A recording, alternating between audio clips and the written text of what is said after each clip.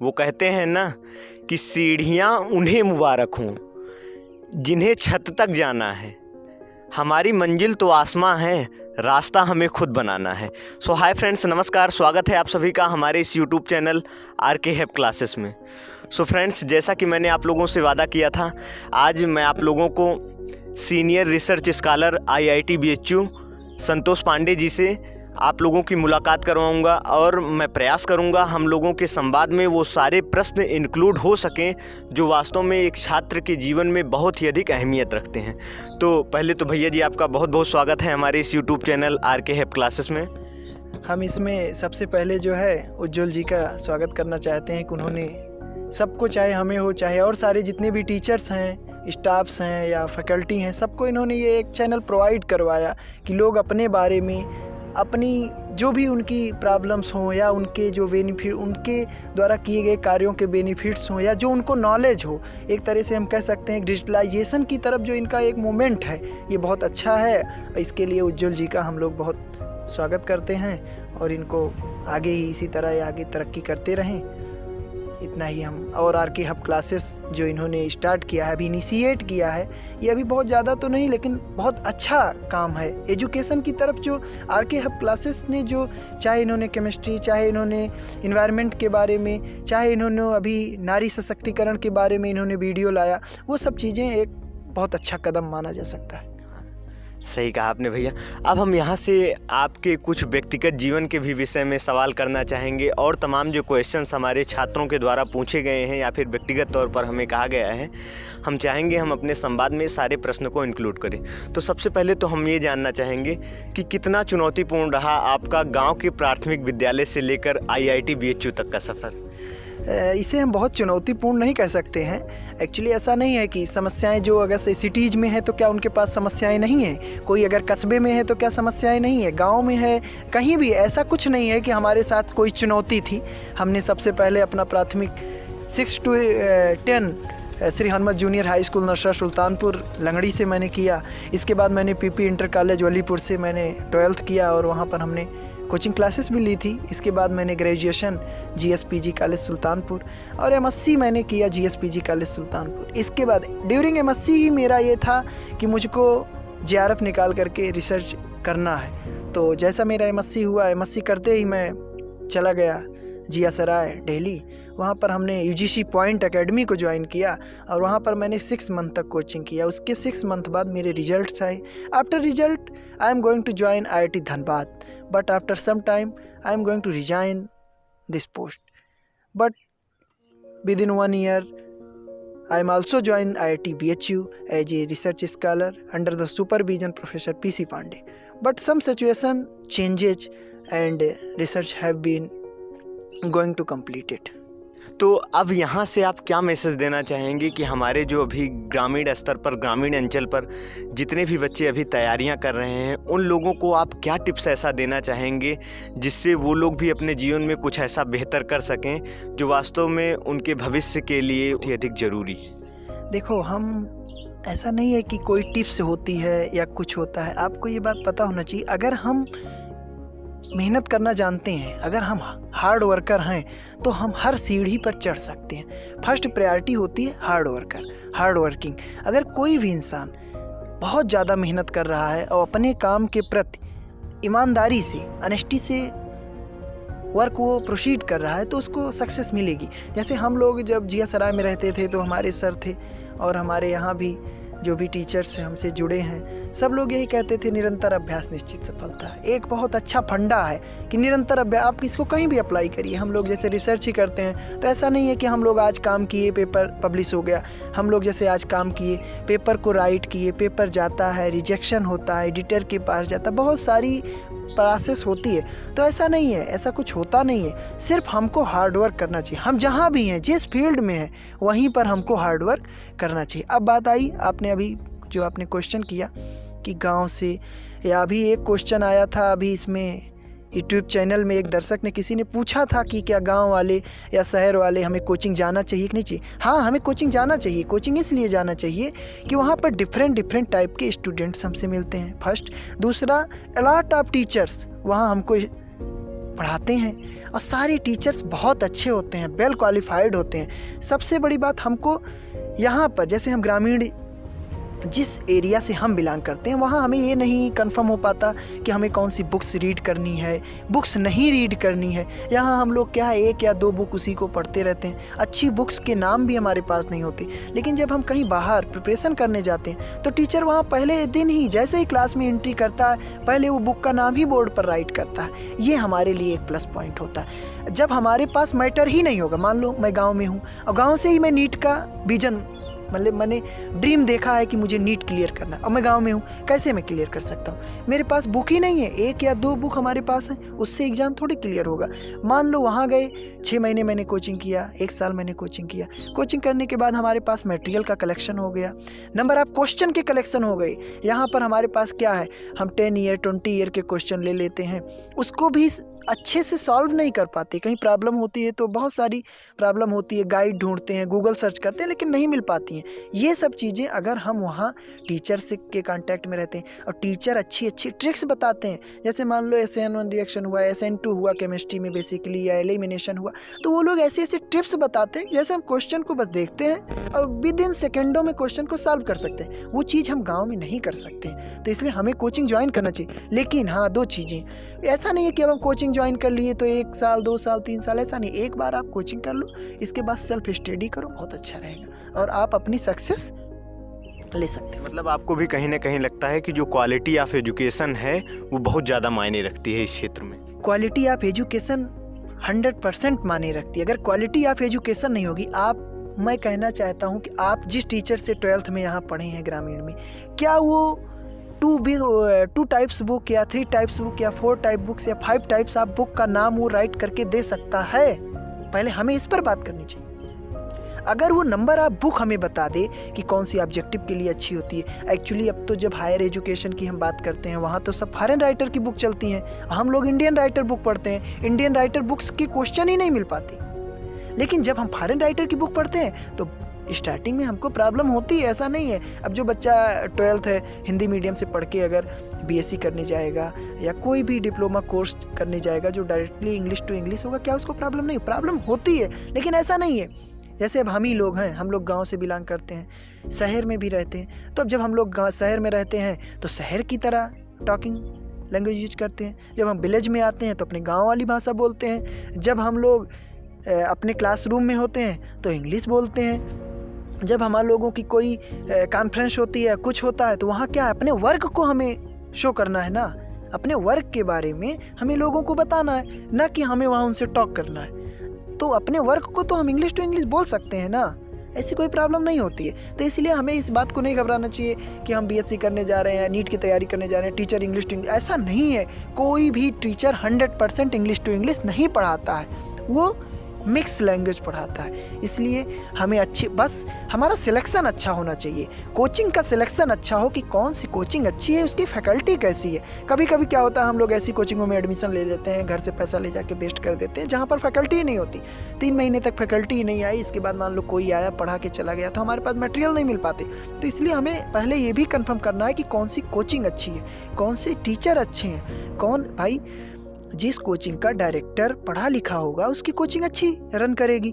Same उसी तरह है कि क्वालिटी ऑफ एजुकेशन 100% इम्पॉर्टेंट है हमेशा लाइफ। आप एजुकेशन ही को मत लो, किसी भी काम को लो, अगर वहाँ पर आप क्वालिटी नहीं देंगे तो क्या वो काम एंड हो सकता है? नहीं, हाँ सर। किसी भी, मतलब मैं एजुकेशन की बात नहीं कर रहा हूँ। एजुकेशन तो ठीक है, एजुकेशन क्या है कि आप पढ़ते रहोगे, आप नीट की तैयारी किए गए, नीट नहीं बन पाए, कोई डिप्लोमा कर लिए, IIT JEE की प्रिपरेशन किए, IIT JEE IITs में नहीं पहुँच पाए, NITs में पहुँच गए, UPTU में पहुँच गए। बहुत सारी इंस्टीट्यूट्स हैं, बहुत प्राइवेट इंस्टीट्यूट हैं, लोग BTech कर लेते हैं और MBBS भी कर रहे हैं, मेडिकल में भी जा रहे हैं, ऐसा नहीं है। लेकिन अब मेरे साथ प्रॉब्लम है कि अगर क्वालिटी ऑफ एजुकेशन होगी तो ज़्यादा बेहतर है। तो जैसे आपने ये सारी चीज़ें बताई, लेकिन अब यहाँ पर हम लोग अपने ग्रामीण स्तर पर उस जितनी बातें आप बता रहे हैं कि ये चीज़ें ज़रूरी हैं, जैसे मान लीजिए कोई भी बच्चा हो गया, जनरली अगर वो गांव में रह रहा है, क्या जो आप बता रहे हैं क्वालिटी ऑफ एजुकेशन वो गांव लेवल पर किस प्रकार से बेहतर बन सकती है? देखो, गांव लेवल या शहर लेवल में अब वो डिफरेंसेस नहीं रह गए। हमारे जो गांव हैं, चाहे वो यूपी है, चाहे वो छत्तीसगढ़ है, चाहे मध्य प्रदेश है, इस समय सबसे ज़्यादा जो गांव है वो बहुत ज़्यादा सिटी में कन्वर्ट हो रहा है। आप देखिए, आप कहीं भी जाइए, अच्छे स्कूल हैं। अब अच्छे स्कूल तो हैं, अच्छे टीचर नहीं हैं या हैं, इसके बारे में हम कुछ नहीं कह सकते, ये उसके मैनेजमेंट पर भी डिपेंड करता है। लेकिन हाँ, हमारी कोशिश ये होनी चाहिए, हम जितने लोगों से जुड़े वो अच्छे हों, ये तो हम कर सकते हैं। जो लोग अच्छे होंगे तो हमें अच्छी चीज़ें बताएंगे। कोई अच्छा होगा, मान लो ऐसा नहीं है, जैसे अब आप देखो प्राइमरी में अच्छे टीचर्स आ रहे हैं, जूनियर्स में आ रहे हैं, इंटर कॉलेज में अच्छे अच्छे टीचर्स आ रहे हैं। आप उनसे बात करेंगे तो वो लोग, कोई भी ऐसा टीचर आपको नहीं होगा जो विदाउट प्रिपरेशन उसको जॉब लग गई हो, कोई भी टीचर नहीं होगा। अगर उससे आप बात करोगे तो वो अच्छी चीज़ें ही बताएगा। और जो इंसान, कोई भी अगर वो स्ट्रगल करके इस फील्ड में आया है तो वो आपको अच्छा नॉलेज ही देगा। अब वो टाइम नहीं रहा, आज हम 21वीं सदी की तरफ बढ़ चुके हैं। तो अब क्या है ना, आप अभी यूट्यूब पर जैसे ये वीडियो बनाया जा रहा है, इसी तरह आप यूट्यूब पर अगर मान लो केमिस्ट्री है, फिजिक्स है, बायोलॉजी है, एक वेदांता क्लासेस आती हैं। ऐसे वेदांता का है, उसका बहुत अच्छा मटेरियल है। ऐसे आकाश का तो अभी इस पर नहीं आया है, लेकिन कुछ ऐसे टीचर्स हैं जो IITs के हैं और वो यूट्यूब पर पूरी केमिस्ट्री, पूरा फिजिक्स, पूरा बायोलॉजी भी अवेलेबल है। अब ऐसा ज़रूरी नहीं है कि हम लखनऊ जाएंगे तभी होगा। अब डिपेंड ये करता है कि हमें यूट्यूब में भी सिलेक्शन करना है, क्योंकि जैसे जैसे हम ये डिजिटलाइजेशन की तरफ जा रहे हैं, हमारा मैक्सिमम टाइम तो सोशल मीडिया पर बेस्ड हो जाता है। हमें इसको किसी न किसी तरह रोकना होगा। अगर हमें प्रिपरेशन करना है तो हमें प्रिपरेशन ही करना है। हमें जब तक हम प्रिपरेशन करें, हमें ये हाँ, मुझे एग्ज़ाम क्लियर करके ये काम करना है। जो भी है, हम ऐसा नहीं कह सकते कि आप क्या करना चाहते हैं। नीट भी हो सकता है, JEE भी हो सकता है, IAS भी हो सकता है, PCS, कुछ भी आप कर सकते हैं। सब कुछ पॉसिबल है। ऐसा नहीं है कि गांव का नहीं कर सकता। भाई, आज की डेट में अगर बिहार को देखा जाए तो बिहार में तो सब गांव में रहते हैं, और सबसे ज़्यादा IAS देने वाला अगर कोई स्टेट है तो वो हमारा बिहार है, हमारा यूपी है। तो ऐसा हम नहीं कह सकते, सब कुछ पॉसिबल है। बट हमें क्या है, अपने काम को अच्छे से करना है। आप एज्यूम करिए, मान लो हमें किसी काम को करना है, उस काम के लिए हम क्या करते हैं, किसी न किसी व्यक्ति से हम सजेशन लेते हैं। तो वो चाहे हमारे, मान लो किसी फील्ड में आपको, मान लो एजुकेशन से, तो आप किससे सजेशन लेंगे? सजेशन उसी से लेना चाहिए जो उस फील्ड से जुड़ा हो। फर्स्ट प्रायोरिटी होना चाहिए। सेकंड प्रायोरिटी होना चाहिए कि उसको चीज़ों के बारे में नॉलेज। अगर हम, जैसे मान लो आप जा रहे हो, आपको IAS की प्रिपरेशन करना है, आप लोग कहते हो कि हमें IAS की तैयारी करना है, नीट की करना है। ऐसी तैयारी, सारी प्रिपरेशन के लिए प्रिपरेशन के बारे में कौन बता सकता है? वही इंसान आपको प्रिपरेशन के बारे में बता सकता है जो ऑलरेडी प्रिपरेशन किया हो। हमेशा सजेशन 2 पर्सन से हमें लेनी चाहिए। पहला, जो उस एग्ज़ाम को क्लियर करके उस पोस्ट पर हो। दूसरा, जो उस एग्ज़ाम को देने के लिए पूरा प्रयासरत रहा हो लेकिन उसको सफलता ना मिली हो। क्योंकि असफल जो व्यक्ति होता है, unsuccess person and success person, not more difference, only difference is the point. If we are going to calculate the unsuccess, we are find out in the point कि अगर किसी ने 100% एफर्ट किया, उसको जो सक्सेस मिली 100% मिली, तो 100 पर उसका सिलेक्शन नहीं होता, 90 पर ही होता है, 80 पर होता है। लेकिन जो अनसक्सेस पर्सन होता है वो पॉइंट में डिफरेंसेस होते हैं। सक्सेस पर्सन और अनसक्सेस पर्सन के जो डिफरेंसेस होते हैं वो पॉइंट में होते हैं। इसलिए हमें या तो अनसक्सेस पर्सन जो उस फील्ड में अनसक्सेस हुआ हो उससे सजेशन लेना चाहिए, जो बहुत सक्सेस हुआ हो उससे लेना चाहिए। जो ये मीडियम वाले होते हैं कि सोचते हैं कि हमें प्रिपरेशन करना है, हमें प्रिपरेशन करना, डेली ये बात सोचते हैं लेकिन वो जाते नहीं हैं। 2 साल 3 साल ऐसे गुजार देते हैं, फिर वो ग्रेजुएशन कर लेते हैं। फिर ऐसे लोगों से हमें सजेशन नहीं लें। और हमारे जो विलेजर्स एरियाज हैं वहाँ पर ऐसे लोगों का कलेक्शन है, बहुत सारे लोग ऐसे हैं। वो आपसे पूछेंगे आप क्या कर रहे हो, लेकिन उनके पास नॉलेज नहीं। वो कहेंगे हाँ ठीक है, हो जाएगा, अरे उनका तो हो गया, उनका हो गया। जितना ईजिली हम ये बोलते हैं उनका हो गया, इतना आसान नहीं होता। उसके लिए जिस इंसान का हुआ है उसने कंप्लीटली एफर्ट किया होगा। हमें इस बात को समझने की नीड है। और जब हम इस बात को समझते हैं, और फिर मान लो हम एग्ज़ाम दे रहे हैं, सबसे बड़ा प्रॉब्लम ये आता है कि मान लो हम एग्ज़ाम देते हैं, एग्ज़ाम देने के बाद हमेशा अपना कैलकुलेशन करना चाहिए। कैलकुलेशन बहुत ज़रूरी है। मान लो हमने एक एग्ज़ाम दिया, मान लो 100 क्वेश्चन आए थे, उसमें मेरे 60 क्वेश्चन सही हुए, और जो सिलेक्शन हुआ वो 80 पर हुआ। फिर हमको ये कैलकुलेशन करना है कि हमसे गलतियां हुई कहाँ। जहाँ जिस भी प्लेस पर इस बार इस पेपर में मेरे से गलती हुई है, मैं दूसरे पेपर में वो गलती नहीं करूँगा, ये सोच करके खुद को इम्प्रूव करो और आगे बढ़ो, तब हमें सक्सेस जल्दी मिलती है। मुझे ऐसा लगता है। मान लो आप कोई भी एग्ज़ाम की तैयारी कर रहे हो, जैसे मैं जहाँ रहता हूँ इस समय लोग BHU से ग्रेजुएशन PG का प्रिपरेशन करते हैं, नीट में भी 1-2 बच्चे गए हैं और JEE में भी जा रहे हैं। तो इन लोगों के लिए सबसे बड़ा मैसेज तो ये है कि ये थियरी के साथ में ज़्यादा से ज़्यादा क्वेश्चन करना चाहिए। More number of question, a lot number of question, 1000, 2-2 हज़ार, 4-4 हज़ार, जितने क्वेश्चन हैं, जितना। जैसे क्या होता है कि हम जब एग्जाम में जाते हैं तो हमें क्वेश्चन मिलता है, उसके 4 ऑप्शन मिलते हैं। लेकिन अगर हम रूम पर बैठकर वही प्रैक्टिस करें कि मान लो हमने आज 100 क्वेश्चन किया, कल 200 किया, तो क्या होता है, मेरी डेली हैबिट बन जाती है। वो मेरे हैबिट बिहेवियर में आ जाता है कि मुझे डेली क्वेश्चन करना है। वहाँ जब हम क्वेश्चन करते हैं ना, बड़ा इजी भी में क्वेश्चन होता चला जाता है। लेकिन जब हम क्वेश्चन नहीं करते हैं, थियरी पढ़ते रहते हैं, क्वेश्चन को नहीं करते हैं, तो वहाँ पर हमारे साथ सबसे बड़ा ड्रॉबैक होता है। मुझे तो सबसे बड़ा ड्रॉबैक यही लगता है कि हम क्वेश्चन नहीं करते। अगर जो इंसान क्वेश्चन करे, भाई आप लोग अगर 12th में थे तो क्या 12th में आप लोगों ने क्वेश्चन पेपर की प्रैक्टिस नहीं किया? प्रैक्टिस किया होगा। और प्रैक्टिस मान लो आपने 10 साल का क्वेश्चन सॉल्व किया, तो हमें लगता है 50% क्वेश्चन तो उसी से आसपास के रहते हैं। तो इसीलिए हमें प्रैक्टिस करना बहुत ज़रूरी है। और जो हमारा सजेशन हो वो स्पेसिफिक पर्सन से हो, वो स्पेसिफिक पर्सन। अब ऐसा नहीं कि कोई इंसान, हम मान लो फिजिक्स पढ़ रहे हैं तो हम हिंदी वाले से सजेशन लेंगे, तो कैसे होगा? हम अगर मैथ पढ़ रहे हैं तो बायोलॉजी वाले से सजेशन लेंगे। सजेशन हमें उसी से लेना है जो अप्रोप्रिएट स्पेसिफिक पर्सन हो।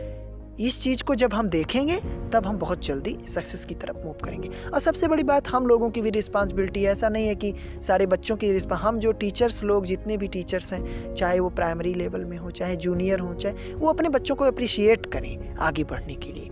कभी अपने बच्चों को ऐसा अप्रिशिएट मत करें कि आप ग्रेजुएशन कर लो, ये कर लो, टेक्निकल, ऐसा नहीं है। सबको अप्रिशिएट करो। सब बच्चे, देखो ऐसा नहीं है, जब हम किसी को जागरूक करेंगे कि बेटा तुम मेहनत करो, ये चीज़ तुम पा सकते हो, तो वो थोड़ा घर जाके एक बार सोचेगा। फिर हम उसको जागरूक करें तो वो सोचेगा नहीं, ये करना चाहिए, हो सकता है। फिर जब उसको ऐसे चीज़ें मिलेंगी अच्छी, तो अपने आप आगे बढ़ जाएगा। एक दिन ऐसा होगा कि उसकी आदत पड़ जाएगी, उसकी हैबिट हो जाएगी मेहनत करना। और जब मेहनत करना शुरू कर, सब कुछ मिल जाएगा। आज तक मैंने तो ऐसा कभी नहीं देखा जिसने मेहनत किया उसको कुछ मिला ना हो। आज तक चाहे वो किसी भी फील्ड में हो, चाहे पॉलिटिक्स हो, चाहे बिजनेस हो, चाहे एग्रीकल्चर हो, चाहे एजुकेशन हो, जिस फील्ड में आपने मेहनत किया है आपको मिला है। ऐसा नहीं है, हमें तो नहीं लगता कोई ऐसा इंसान हमें आज तक नहीं मिला जिसने मेहनत किया उसको मिला ना हो। सबको तो मिला है।